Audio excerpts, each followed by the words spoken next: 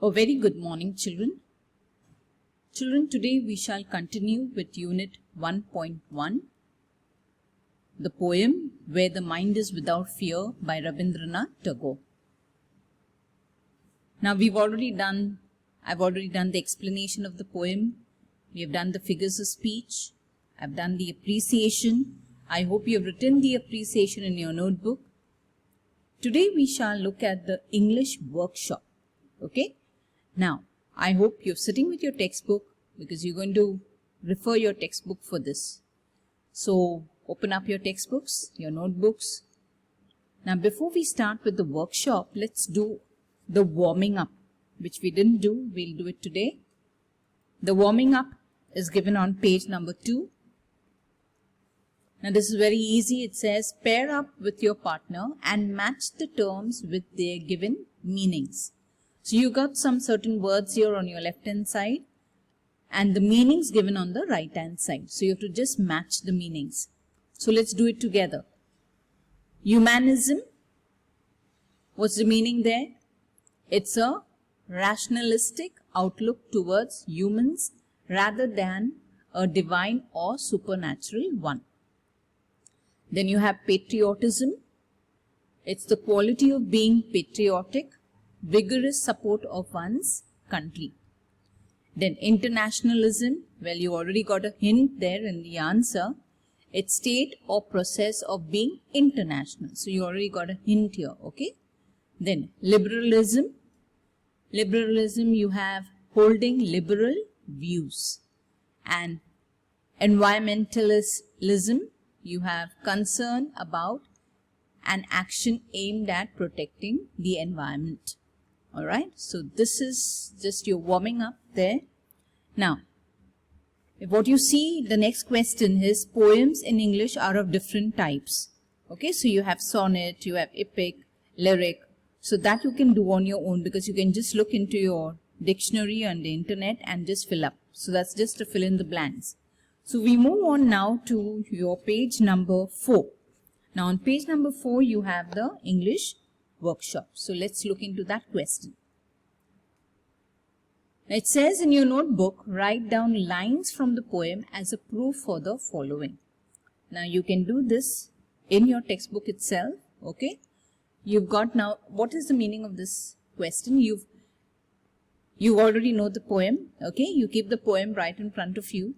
And you are going to see which line. Now they have given you some lines. So this line, which line matches with the line of the poem. Alright. So write down lines from the poem as a proof for the following. So they've given you some sentences here.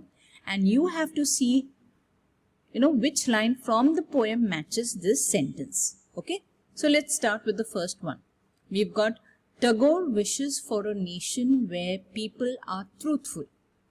Alright. So he spoke about something about the truth. Now which line in the poem says that? Come on, look into your poem. The line where words come out from the depth of truth. That's the line which talks about truth. Now the second sentence. The poet would like everyone to work hard to reach their goal and in the long run to reach perfection. So which line in the poem talks about this, explains this word, where tireless striving stretches its arms towards perfection. Okay, this line talks about. So in a way, you're getting an explanation of the line here. Okay, you can see that. Then the third one, the poet wishes that everyone in his country holds his head high in dignity. So which line says that? Where the mind is without fear and the head is held high. Okay, so that's the line. Then the next one, the poet dreams of a nation where knowledge should be free to all.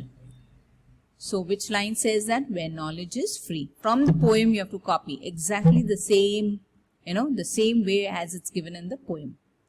And then the E1, the poem is a prayer.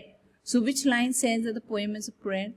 Into that heaven of freedom, my father led my country away. So all these explain you the lines, okay? So this is the explanation and these are the lines from the poem. Let's move on you have the second question there. Read the columns carefully and match the expressions with their meanings. Now you've got the sentences given here.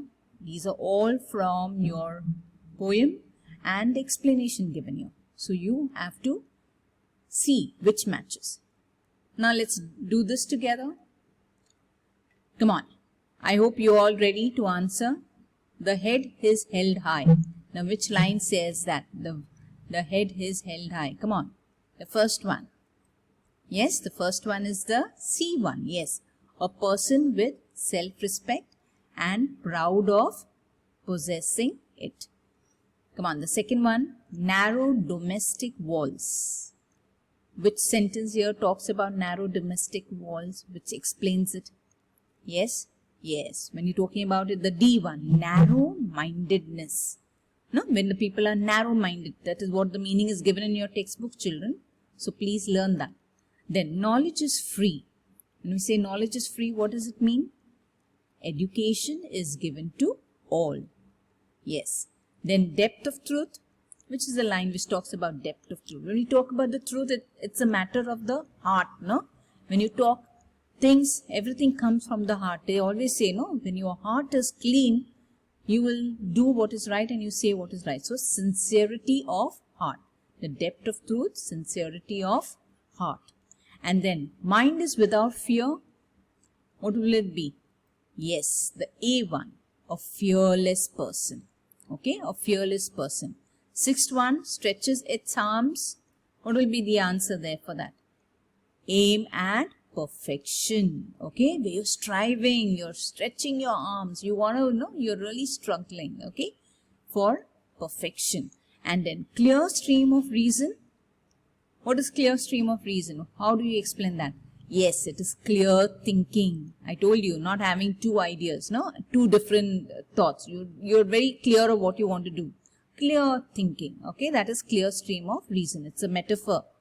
Then dead habits. Dead habits, when we're talking about dead habits, we're talking about what? A desert, no? So dried up, infertile land of sands. And lastly, ever widening thought and action. Yes, that is broadening the outlook and attitude. Okay, so this is easy. Okay, and you know, you got the explanation of the poem also in a way in this exercise. Now, next, what you have in your textbook, children, is question number 3. Okay, you have answered the following question in your own words. That you're going to do on your own. 3A, B is to be done for homework. Okay, now we move on to the fourth one. You have read the poem carefully and complete the table after discussion in pairs. 1 is done for you. Okay, but this is already done for you. Now what is the heading there? Just read that carefully. Whenever you get questions, children, it's a kind request. Please read the question carefully. Understand what the question is trying to ask and then only answer the question. Okay. So here you have a table. You have your concepts in the poem. Okay. Then the poem talks about mind, the head, the knowledge, words, habit, thought and action. And it talks about present situation. How is the present situation? No. The poem is what about? It's a prayer. And Rabindranath Tagore is praying to God, okay, through this poem, asking God for her ideal situation, something, you know, he expects, okay. The present situation is not so good, but he expects her ideal situation. So, if you look at the first word there, mind, what kind of mind? The present situation, mind is full of fear, isn't it? Today when you're talking about the mind is full of fear. So, what is he talking about? He wants an ideal situation. What kind of mind? Fearless mind. Are you getting this? Are you understanding this now? Okay. So what is the present situation and what should be the ideal situation? What is expected, okay, of the poem? So let's do this also together. I hope your pen and pencil is ready. You can write the answer directly in your textbook. You have head. Now what does he expect? Here, the present situation, what is the present situation about the head when he talks in the poem? It is a bowed head. Na? Jhuka hua sar hai. Okay, bowed head. And what is he expecting? What kind of ideal situation? Head is held high. isn't it? He wants the head to be held high. So when the head will be held high? When you are having no fear. Okay. Then knowledge. What about knowledge? Knowledge not freely available. No, the present situation, you don't have knowledge freely available. So what is the ideal situation he is expecting? That there should be free knowledge. Then what about words? How should our words, what is the words? Present situation में words कैसे हैं? Words not true. Lies. Present situation we are lying so much. And what is the expected ideal? Words coming from the depth of truth. Then habit. We have dead habits, no? Traditional. All this traditional, you know the meaning there. It's already given in your textbook about dead habits. So what is he expecting? He's expecting new good habits, okay? Something that is new. And thought and action, we have your habitual thoughts. Narrow-minded, no? The present situation is all narrow-minded. Here now, the ideal situation is what? Ever widening, broad outlook, okay? Where you think, you know, much out of the box. No? That is broad outlook. So this is the other. Let's move on to the next. Well, the next there, what is given to you children, is you have question number 5, A, B, which are all objective, which you will do for homework.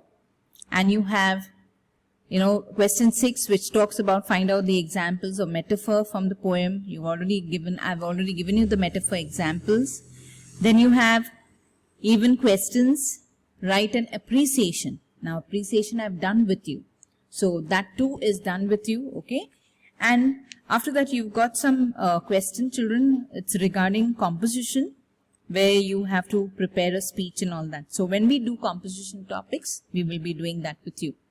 So far, this is the only English workshop for your poem. I want you to write down these in your textbook.